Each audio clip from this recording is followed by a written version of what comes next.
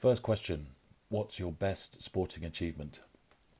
Well, I've been lucky enough to win a few 5.5 Gold Cups, an actual World Championships, and five 5.5 World Championships, and several achievements in the Dragon class. But undoubtedly, the best sporting achievement is winning a silver medal at the 2000 Olympics in Sydney with myself and Ian Walker in a star. A star is a 21-foot keelboat for two people, a very large sail area, and that was an amazing achievement. And it it was a surprise to us as well as the rest of the world. But I think when we crossed the line, we were both amazed to have won silver, but also realised that we had earned it, and really earned it. Second question, what was your journey to the Sydney Olympics? Well, proverbially, crews train very hard. They come up through the youth squad, they move into the senior class and ideally sail Olympic type boats, those that are represented in the Olympics, and team up or campaign for many, many years, trying to get to the Olympics first and then trying to win a medal. Very few people medal in their first Olympics. Many seem to go to their first, not quite get it right, make some mistakes, and then learn from those mistakes and go on. And that is exactly what my good friend Glyn Charles, who I sailed with initially, was all about. He'd actually been to the Olympics in Atlanta, and he had not had the success he wanted, but when he came back he was full of ideas and insisted that I team up with him again and go again for Sydney. And this class had been temporarily thrown out of the games, and he was overjoyed when it came back in a vote at the AGM. So we were off. We were teamed up again, and he very much used. He and I very much utilised the new lottery funding. The national lottery had just come in, and it had allowed money to be used for good causes, local charitable good causes, community good causes, and sporting good causes. And it meant that I could have some of my mortgage paid. I could use some of the income, instead of my working income. And this certainly helped my family life because it meant that I could bring some money into the family. And we obviously had a new baby on the way, and it meant that I could go sailing and put everything into the sailing. And we were off, travelling the world, working hard, getting to the games, when tragedy struck along the way, which I'll come back to.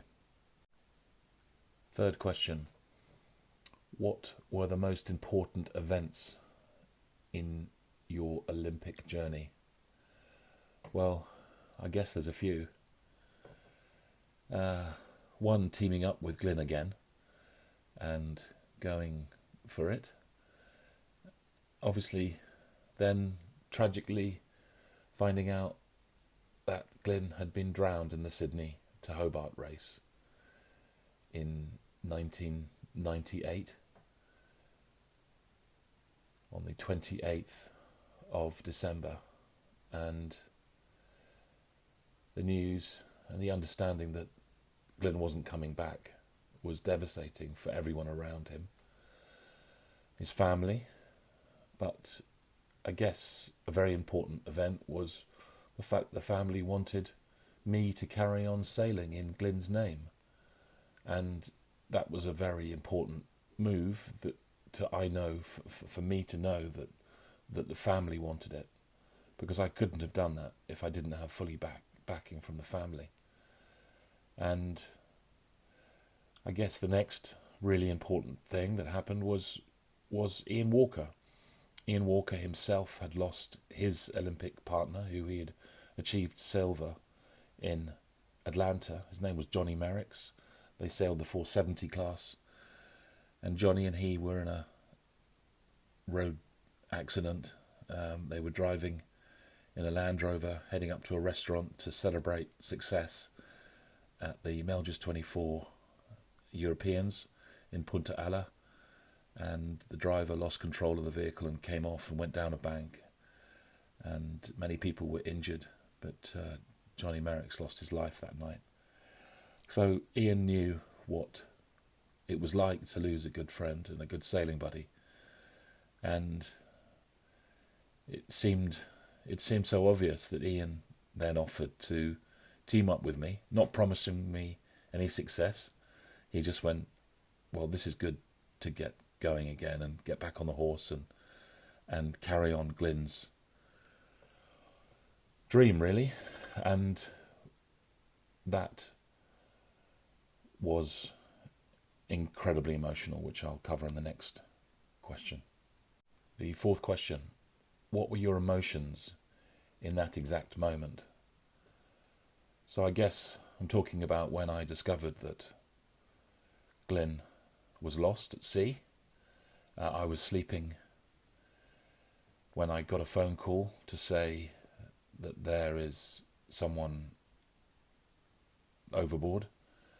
It's dark, it's night time, and in the morning a search will be sent out by helicopter and boat in the vicinity that he was lost.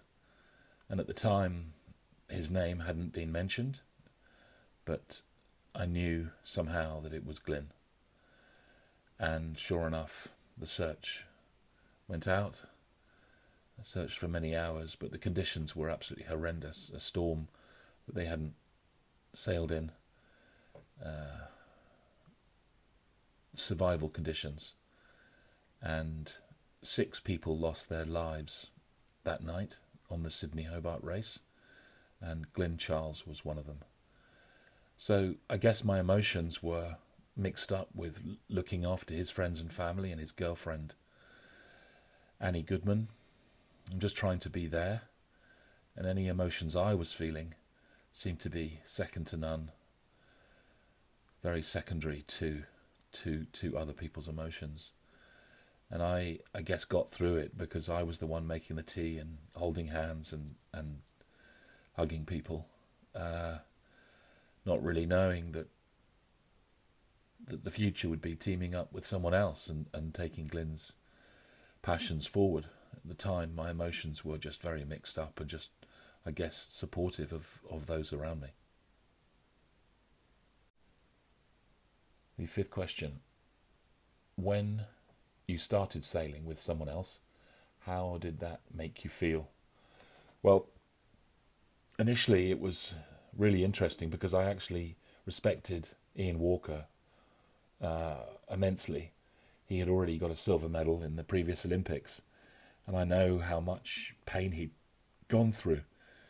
And so both of us were on some sort of healing mission, and we knew that we needed to look after each other and give each other time for those moments that we were triggered in memory for those good people we lost. And I couldn't have imagined anyone better to go through this than Ian Walker, because Ian was the person who understood how I was feeling, and I kind of understood how he was feeling. And yet we had a job to do. We had a job to pick ourselves up and get on with it and go and do something good, whether that was a medal or just a great position or just to prove that Glyn's ideas and designs were good, and just to do right by him. And so that's what it was like. It would be true that we weren't natural. I guess naturally we wouldn't have been friends. He's quite a intense character. It's well known of Ian's intenseness and drive. I'm much more laid back. I'm a bit more of a plodder. Ian sprints everywhere at great knots. So I could feel that we were very different people, but I guess we had huge respect for each other, and I think we got the best out of each other. Ian quickly understood what I was all about and changed the way he did things and taught me a hell of a lot of things that maybe I didn't know and needed to know. So that was an amazing experience, just teaming up with Ian and basically forming a whole new team, and forming a team which ultimately would be very successful. The sixth question: when you were standing on the podium, what was going through your mind? Well, that was simple.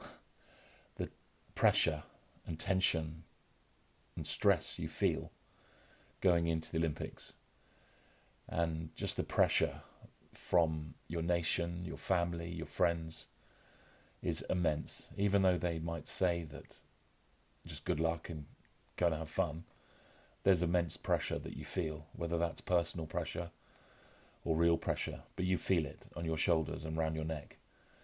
And when I leant down, and Craig Reedy from the Olympic Committee put the medal round my neck, I felt like a noose was being taken off my neck and the medal was replaced. So how did I feel? I felt massive relief. Like I said, a noose being taken off and a medal being replaced. And the medal's quite heavy, so you immediately realise how heavy it is and how big it is and how solid it is. And I put my hand down and looked at it. And at that moment, I realised that I was a silver Olympic medalist. And before, you kind of can't ever really imagine what that must feel like. And so I felt huge relief and pride. And I guess I was just very happy, both for us, for Ian, Glyn and Johnny. Just really, really, really happy. Last question, number 7. If there was one thing to say to Glyn now, what would it be? I've asked myself this a few times, and I think it would be, you were right. You had designed a really fast boat within the rules, and we took your interpretations and your notes and your ideas and your ethics behind how to put this boat together, and we did it in your absence. And you were right. You're a really clever guy. And I miss you.